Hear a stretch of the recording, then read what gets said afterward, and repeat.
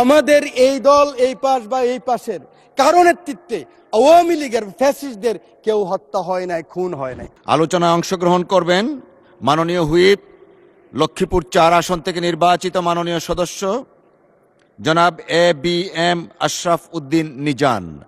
জনাব ABM আশরাফ উদ্দিন নিজান, আপনার সময় 10 মিনিট। বিসমিল্লাহির রহমানির রহিম। মাননীয় স্পিকার, আপনাকে ধন্যবাদ।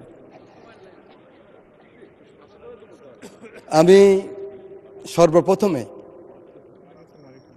আপনাকে জানাতে চাই, হাউসকেও জানাতে চাই, সারা বাংলাদেশের 18 কোটি মানুষকে জানাতে চাই, আমাদের 71, আমাদের 90 এবং আমাদের রক্ত ভেজা এই সেদিন ঘাসের মধ্যে এখনো লেগে আছে জুলাই বিপ্লব। এই বিপ্লবে যারা আত্মাহুতি দিয়েছেন তাদের সকলের আত্মার মাগফিরাত কামনা করি। মাননীয় স্পিকার, এই সেদিন কুরবানের আগের সপ্তাহে আমি ভেস্তিনি হসপিটালে গিয়েছিলাম ব্যাংককের জুলাই যোদ্ধাদেরকে দেখার জন্য। সেখানে অনেকের সাথে কথা হয়েছে।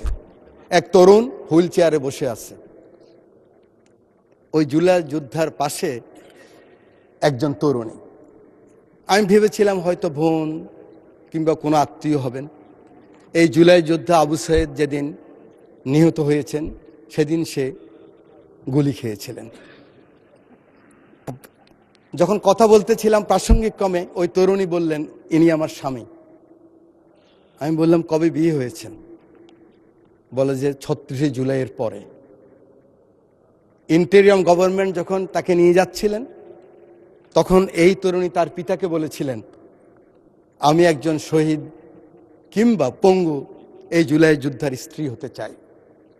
কিন্তু দুঃখের বিষয় কি জানেন মাননীয় স্পিকার, NTRC-তে উনি তখন শিক্ষক নিয়োগ পেয়েছিলেন। একজন ইউনো সাহেবের কাছে গেলেন যে আমার স্বামী ব্যাংককে নিয়ে যাবে। উনি বলেছেন আপনি জয়েন করতে হবে। উনি জয়েন না করে চলে গেছেন।